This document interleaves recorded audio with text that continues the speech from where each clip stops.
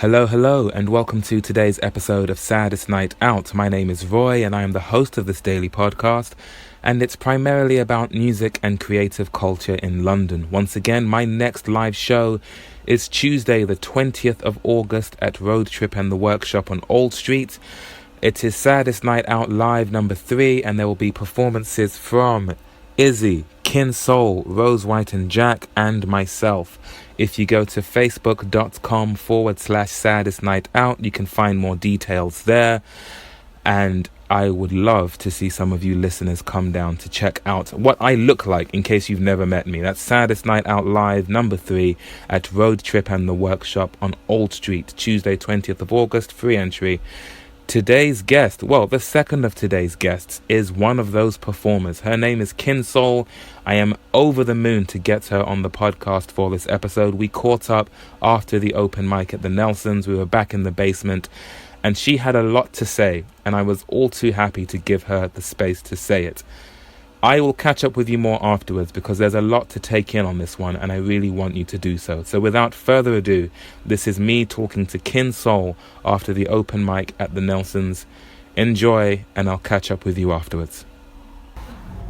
We are back in the basement of the Nelsons, but now the open mic has finished. I'm here with someone whose presence on this podcast is long overdue. I'm very happy I finally have an audience with them. Will you please introduce yourself to the listeners? I'm Kin Soul. Kin Soul, when did you first come to London?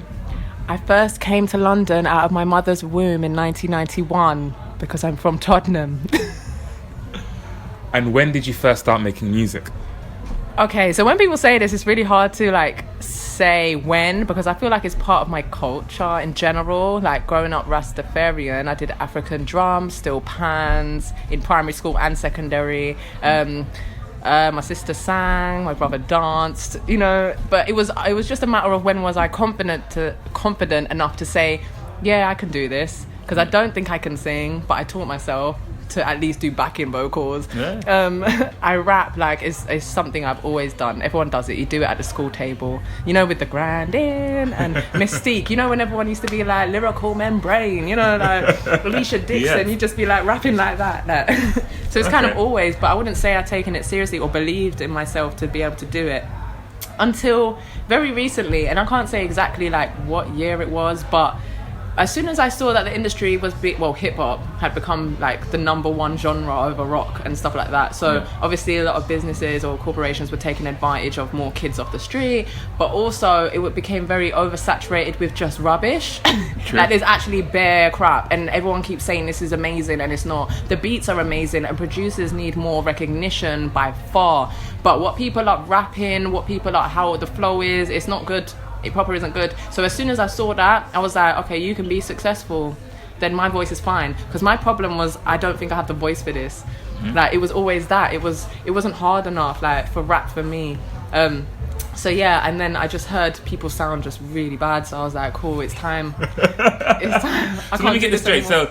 So when you were first listening to it, you were like, at first you were just influenced by it. Then you thought, my voice doesn't fit into this. But then you thought, this has just gotten to a point where it's so bad. I have no choice, but I need to roll up my sleeves. I have to, because this is ridiculous. I need to save this genre. But that's the same thing with me being a DJ. I would just stand in the clubs and I'd stand with my arms like this and just watch. And the dance floor would be full of just men, because the DJ would just play constant Drake kind of thing. And it would just be boys in the middle while the girls are at the bar. And you're like, this isn't a vibe. This isn't getting everyone together. So I was just like, I need to start this party. I need to read the room. I know exactly what I could put on right now. That's the type of vibe I'm getting. I just feel like, I just like being part of hip-hop culture in general. So DJing, rapping, producing as well? I don't produce because that's a headache. Fair enough. No, it's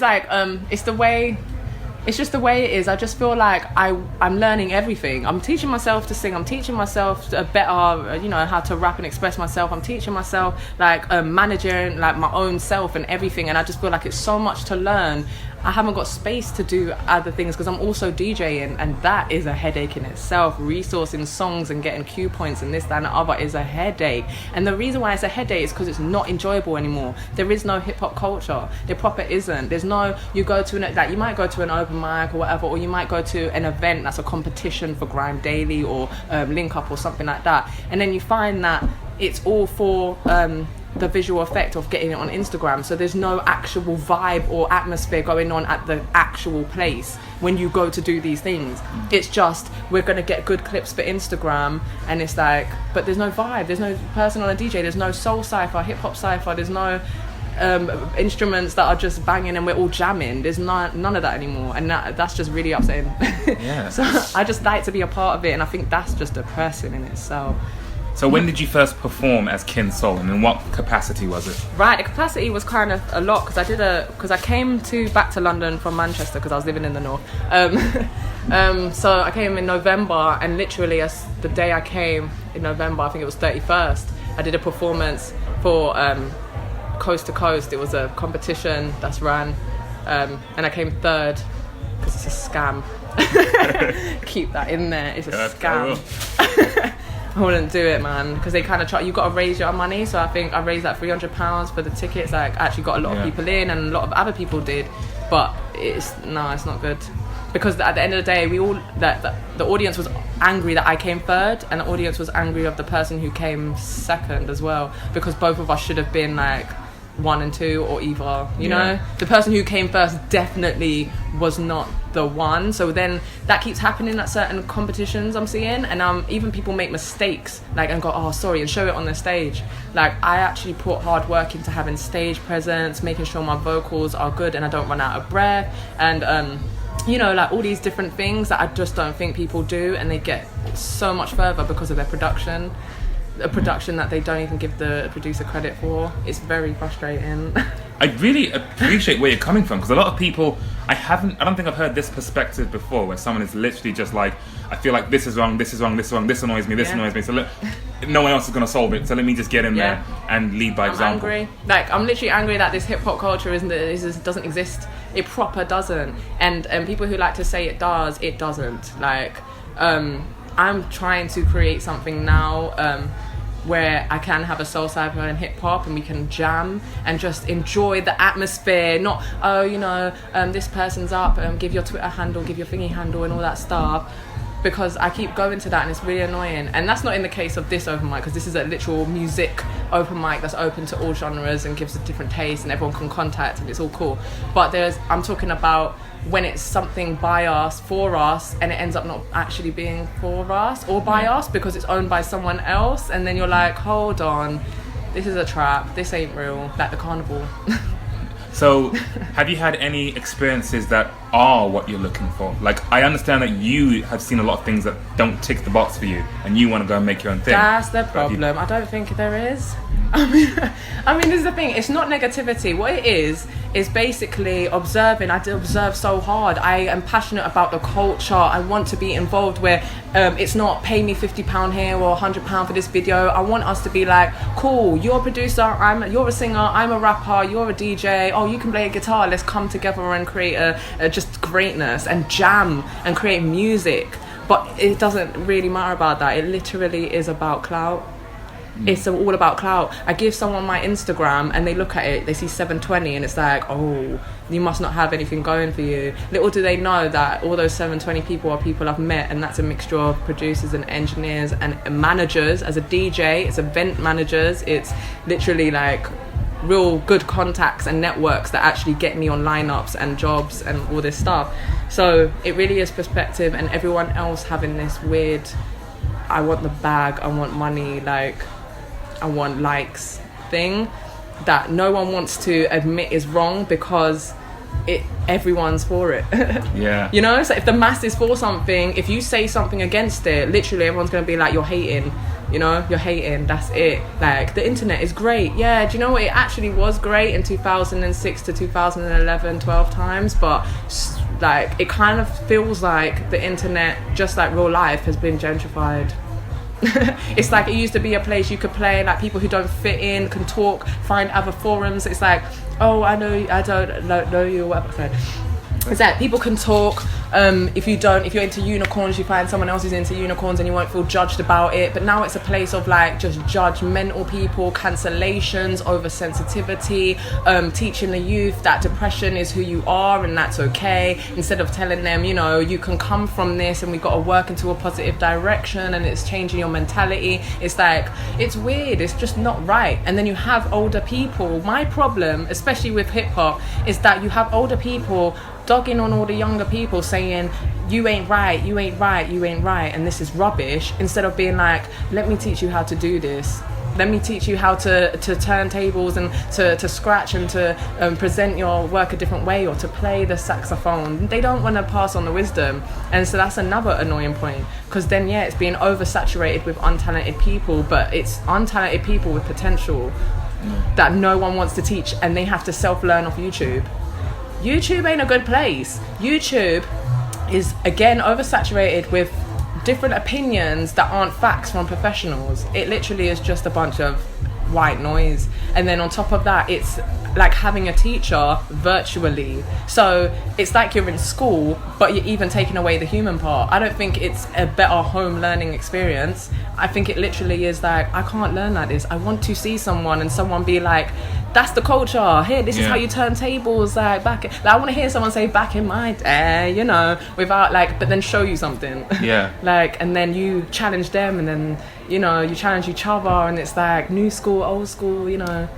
But nah, and it's just a cycle. And I'm getting to that age now where I'm past the 18, 21 year olds. I'm getting on. So now I'm seeing the disconnect between the youth, my age even, and then the older people. It's weird. It's just a constant no one accepting each other. It's a constant, that's the negative point. Not me acknowledging that the negativity is there. It's there. You've taken aim at a lot of targets there. Bruh, I can go in. And you've got a lot of talent as well. You've been fantastic at these open mics. I'm very excited to have you perform at my next show at Road Trip and the Workshop, 20th of August, ladies and gents. There's still time. Where do you start? You know what needs fixing, but you're just one person. So with your two hands, I get asked where do you start? I get told a lot that you can't do it in general, which is weird. My thing is the youth, like right now, example, you had two artists up there just now, and they're both 21, and one's from Italy and one's from Coventry. They both have beautiful voices. I contact them and I'm like, okay, send me your songs for so I can put it in my DJ pool, so I can play it out to the people. And then on top of that, I'm literally trying to create this soul cypher hip hop thing. It's likely gonna be at Box Park, but we'll see. I'm just trying to see what I can do. And then all these people all these kids who actually care about music and care about and put work into their craft. That's the problem. You're seeing like people are confident enough today, literally saying, I don't care about the craft, I care about, you know, the bag. Literally, I can name, Cardi B has just said it and Blueface has said it. They both said it. It's about the bag. That's a problem for me, because then that's disrespectful. I take this seriously. It's hip hop. Like, it's done a lot. I feel like you have to understand that I come from Tottenham, so that's been gentrified. The carnival, I've seen that now. It's been gentrified. You know, like, who's running that? Like, I'm just a bit like, everything is being taken over and it's just being replaced with just crap. And it's annoying that we're being fooled into doing it. Like, it's like, it's the same thing you've seen in the States for the past 40 years since hip-hop has started. You know, they get young, impressionable boys from the hood or whatever, give them an advance of 1,000 or something, and then make them, they do a one-hit wonder, or maybe get to 2 or 3, and then they're treated like crap and they're nobody anymore. They lose their money and they're back on the street. It's just been adopted again in the UK. I'm seeing it over and over again, just that it's being adopted by us.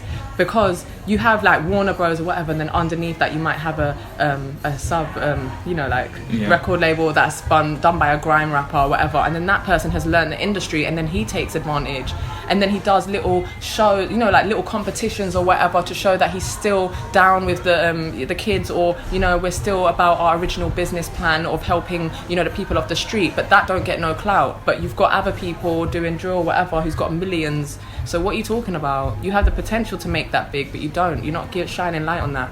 SBTV, you're selling like some of your stuff. You sold it. Now it's different. It doesn't feel like there's a home for anything. And that's what I want to change. I just need to get people together who is like-minded, because from old to young to whatever in the in-between, there are so many talented people who the light is not shining on. It's not. I mean, you're very much preaching to the choir. That's why I'm sat with you with this phone right now. I'm just like, I'm surrounded by talented people. Yeah. What can I physically do to try and just get the word out there? You're doing it. You're pretty much doing it. Well, as are you. So if there's anyone who's listening to this who's felt motivated by your words, how can they join you in your cause? How can they reach out to you and help you out? Well, you should add me on Instagram, because yeah. I always talk with everyone. So Kinsoul Artist, that's my Instagram handle, Twitter, Facebook, all of that stuff. It literally, I do talk to a lot of artists. I'm talking to a lot of singers right now. Yeah. A lot, and really good singers, and they all seem to be around 21. You're just looking to collaborate with them, help them It's with their collaboration, but it's also showcasing. So, for instance, there's a young man that now who just turned 18. He hasn't really gone clubbing. He doesn't really know the scene. All he knows is that is all the stuff that he's seen on YouTube and stuff like that, and what people like. So he's actually a conscious rapper, but at the same time I see him being swayed by popularity and thinking that he has to do a certain thing in order to be heard. And I just feel like I leached on him so quick. I was like, listen, you don't have to go that way. You don't. Because if you look at J. Cole, Kendrick Lamar, Logic and all them stuff, it's a process. It literally is a marathon. Yeah. Especially absolutely. when you're doing conscious like rapping and stuff. It's a marathon. So you may get the worst numbers on your first release of your EP, but then it will get there eventually, and someone will hear it. And it's so much patience, but you have to understand that you're here to be heard, and you're here to make music. You're not here for the clout, and you're not here for the bag. Kinsoul, if or when you run for government, you've absolutely got my vote. That was one hell of a manifesto I'm you gonna be a shared with dictator. us. I should go there, for real. And this is me in my unimpressed way as well, like. But thank you so much for speaking to me. Kinsoul Artist is. Sorry, I'm usually jolly. Maybe the next podcast. Got really emo in this one. No, I felt it, and I appreciate Sirens, it. wah wah wah. Hit 'em with the ones and twos, bass line. There you go, that balanced it out, perfect. Thank you very much. Thank you. Talk to Thank soon. you very much. And that was that. Thank you once again, Kinsoul, for your time and for your candor. I was absolutely on the edge of my seat, drinking in every word that Kinsoul had to share, because her experience is very different to mine. I'm not that well steeped in the world of live hip hop and rap music in London.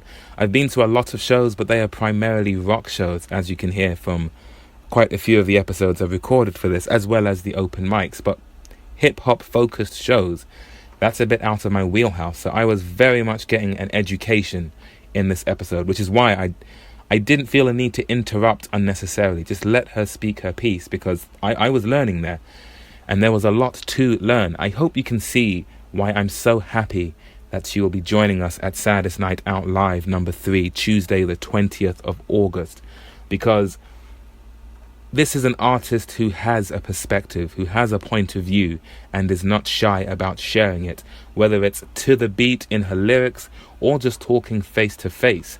And I can really appreciate someone who is principled, someone who isn't just shrugging their shoulders and, hey, whatever happens, happens, I'm just here for the ride, I'm just here. No, she's here with something to say. This whole episode was basically her manifesto, and she doesn't mince her words. She knows she doesn't speak, nothing felt unnecessarily negative or like she was taking jibes at anyone. It came from a place of passion.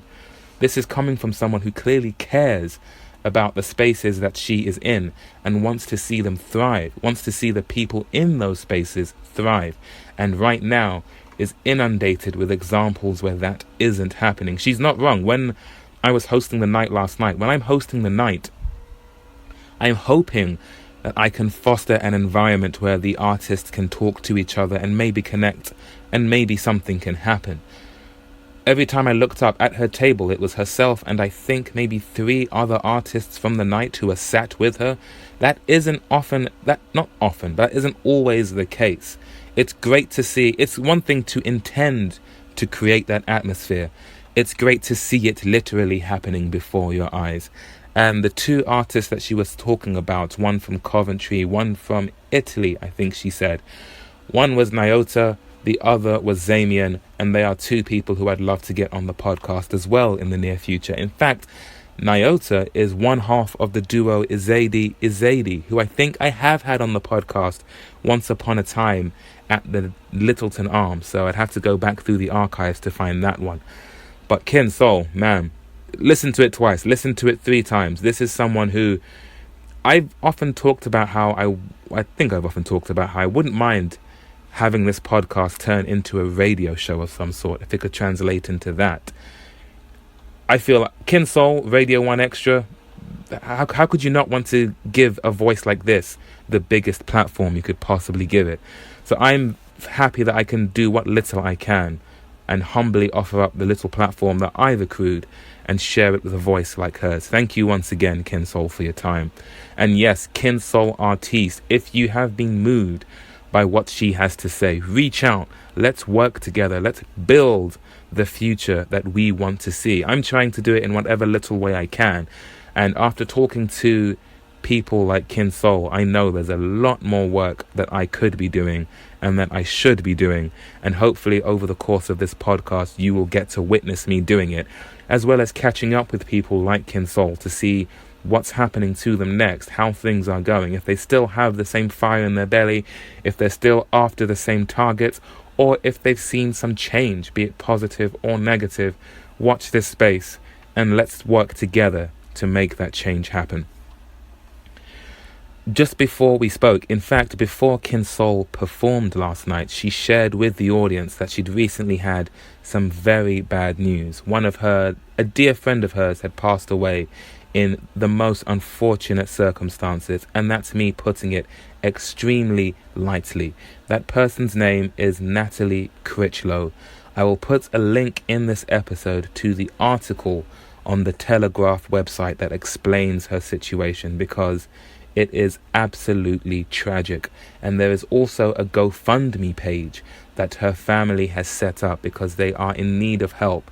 And I'm hoping if you've been moved by the passion of Kin Soul on this episode, you will check out the link that I post in this episode as well. You'll see what it is that I'm talking about, because it is her who shed a light on this situation last night. She didn't have to. She could have just taken the stage and said, "Hey, I'm Kin Soul, here's my music, let's go." But such is the height of her social conscientiousness, that she felt compelled to share this situation that a dear friend of hers and her family is in. And I feel compelled to share that with you as well. So do check out the links that I post in this episode. Do check out Kin Soul Artiste. So I don't know why I said that weirdly. I think I was caught between artist and artiste. Do check out Kin Soul Artiste on social media, and do come to the show. Saddest Night Out Live, number 3, Tuesday, 20th of August at Road Trip and the Workshop on Old Street. Kin Soul will be there. I'll be there, and we'd love it if you could join us. That's all from me on this episode, and for today's episodes, please do let me know what you think. I can be reached on email, saddestnightout@gmail.com, or on all social media at Saddest Night Out, all as one word. Thank you very much for listening. Thank you again, Kin Soul, for your time. Do check out the links in the episode, and I'll catch you on the next one. Take care.